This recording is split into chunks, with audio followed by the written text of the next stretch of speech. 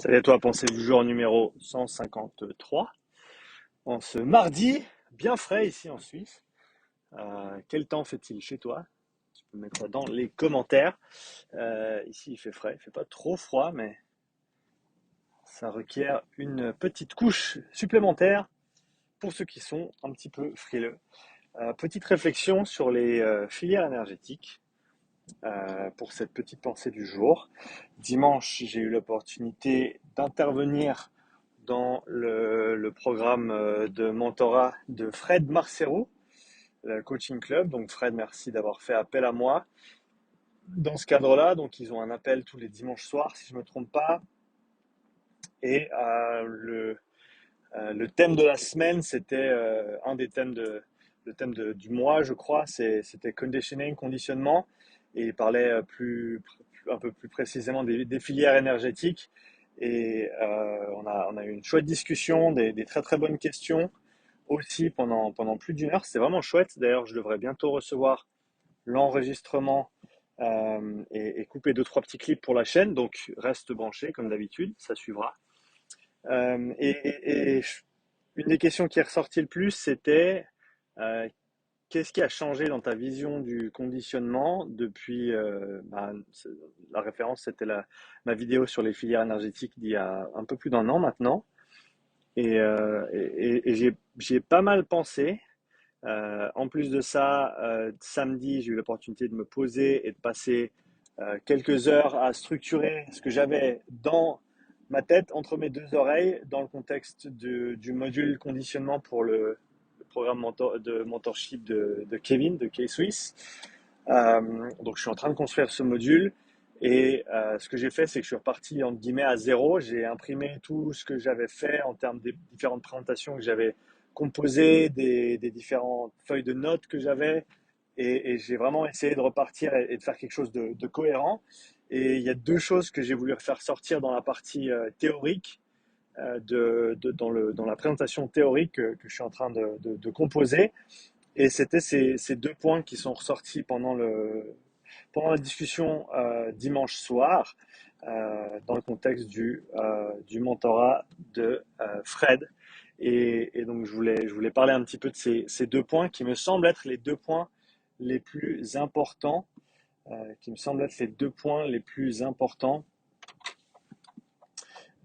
petit problème de circulation ici, donc on va juste suivre les indications de nos officiers de police locaux. Voilà, donc deux petites réflexions qui, à mon sens, sont extrêmement importantes pour intégrer l'idée des filières énergétiques un petit peu mieux. Je pense que l'approche générale ou l'approche classique, on va dire, c'est une approche qui est très dissociée, où on parle de filières énergétiques avec très peu de contexte en fait.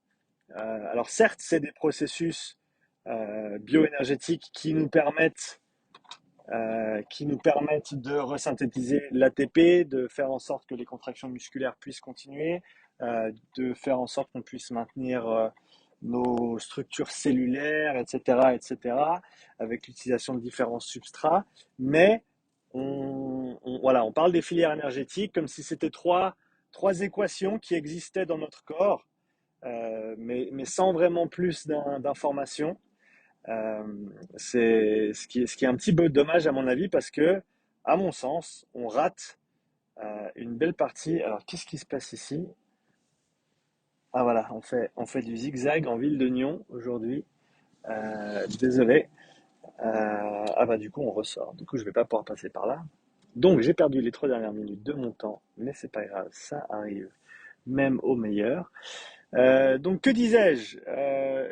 Avoir une approche un petit peu plus intégrée des filières énergétiques, donc, et je pense qu'il y a deux points pour moi qui ressortent vraiment comme étant fondamentalement importants. Un, c'est l'idée que les filières n'existent pas en isolation dans le corps, elles existent bien dans des cellules musculaires, et donc et donc il faut les prendre dans leur contexte. Il faut comprendre les fibres, on les connaît. Euh, il faut se dire que chaque fibre a un profil différent. chaque type de fibre va avoir un profil différent, va avoir des qualités différentes et va avoir des stratégies énergétiques ou un équilibre de stratégies énergétiques différents parce que c'est pas binaire, c'est pas comme s'il y avait des types 1 qui étaient que aérobie et des types 2 qui étaient euh, que glycoliques ou glycolytiques. Je ne sais toujours pas comment le dire celui-là.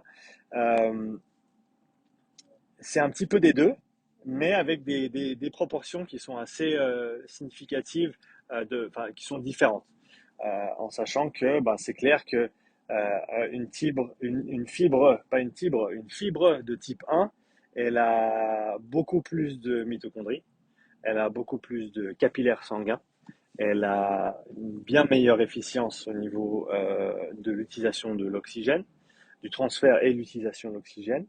Elle a beaucoup plus d'enzymes, dites aérobies, ou on va dire, soutiennent le métabolisme ou la respiration cellulaire. Euh, alors que, par exemple, pour une fibre de type 2, eh ben, elles ont beaucoup plus d'enzymes glycolytiques. Corrige-moi dans les commentaires, s'il te plaît. Euh, Beaucoup plus de réserves de glycogène aussi. Beaucoup moins de triglycérides euh, en réserve comparé à des fibres de type 1. Donc on a toutes ces qualités différentes en fait des différentes fibres qui vont en grande partie expliquer quel type de stratégie énergétique on utilise, à quelles intensités, dans quels états de fatigue, dans quel milieu métabolique, etc. Et ça, je pense qu'une fois qu'on remet ces filières énergétiques dans le contexte d'où elles existent, d'où elles se manifestent, on a une conversation qui est un petit peu plus constructive qu'on a trois filières dans le corps et puis c'est comme ça qu'on recycle l'ATP. Parce que maintenant, on peut commencer à inclure des choses comme le principe de taille de Henneman quant au recrutement des différentes unités motrices et donc des fibres qui vont y être rattachées et donc des différentes stratégies énergétiques qu'on va utiliser à différentes intensités de travail. Déjà, on a ce paramètre-là. Donc voilà, l'intégration des filières énergétiques dans leur contexte physiologique tout simplement, ou anatomique, physiologique, certainement physiologique. Je pense que ça, pour moi, c'est le premier point et c'est c'est le premier point. C'est pas le plus important, c'est le premier point. Le deuxième point, c'est vraiment le rôle central de l'oxygène dans tous ces processus énergétiques.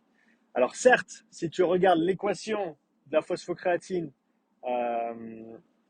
de la filière ATP-PC, si tu regardes l'équation de la glycolyse ou de la glycogénolyse, il n'y a pas de molécules d'oxygène qui sont directement impliquées dans ces processus.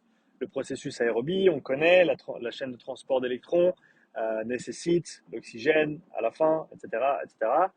Euh, mais, mais pour les deux autres filières dites anaérobies, on ne parle pas d'oxygène. Alors que et ça, encore une fois, dans le contexte de ce que je suis en train de composer pour Kevin, euh, il y a une belle poignée d'études qui montrent le lien indissociable entre l'oxygène et la phosphocréatine. Les niveaux de phosphocréatine, suivant si tu es en normoxie, en hypoxie ou en hyperoxie, donc soit tu as des niveaux d'oxygène normaux, soit tu as des niveaux d'oxygène bas, soit tu as des niveaux d'oxygène hauts. Les niveaux de phosphocréatine sont impactés au niveau de la récupération de la phosphocréatine également. S'il n'y a pas d'oxygène, la phosphocréatine, elle ne va pas remonter. Euh, et il y en a d'autres. Et il y en a d'autres. Là, j'en cite deux que j'ai de tête, mais il y en a d'autres. Donc déjà, pour cette première filière, dite anaérobie alactique, eh ben, elle n'est pas anaérobie parce que l'oxygène, alors certes, fait pas partie de l'équation, mais au niveau de l'organisme, au niveau systémique, tu as besoin d'oxygène pour que ça fonctionne, en gros. Donc, tu ne peux pas le dissocier. Et après, si on regarde la glycolyse et la glycogénolyse, quel est le produit de fin de ces deux processus énergétiques? Certes anaérobie sur papier, eh ben, c'est du lactate. Et le lactate, on en fait quoi? Eh ben, on va le transporter et on va l'oxyder. Alors, pas directement, il y a quelques maillons de la chaîne entre ces deux choses, mais quoi qu'il arrive, on va utiliser l'oxygène pour réutiliser recycler ce lactate qui est vraiment une forme de tampon énergétique temporel dans le sens où ça permet de faire le lien. C'est vraiment le lien, et ça c'est ce que George Brooks a montré depuis beaucoup de temps et de manière extrêmement bien illustrée récemment dans ses papiers, c'est le lactate comme étant vraiment le lien entre la glycolyse, la glycogénolyse et la respiration cellulaire. Et donc pour se débarrasser en gros, ou pour bénéficier pour pouvoir réutiliser le lactate qu'on a dans le corps, dans les cellules, eh ben, on a besoin d'oxygène. Et si tu n'as plus d'oxygène, eh ben, tu ne peux pas recycler ton lactate. Du coup, le lactate se cumule. En plus de ça, tu as inorganic phosphate, les phosphates inorganiques et les ions d'hydrogène et tutti quanti qui font que eh ben, ça ne marche plus très très bien. Donc voilà, pour moi, c'est vraiment ça les deux choses que je ressors de cette petite réflexion que j'ai pu avoir samedi et dimanche.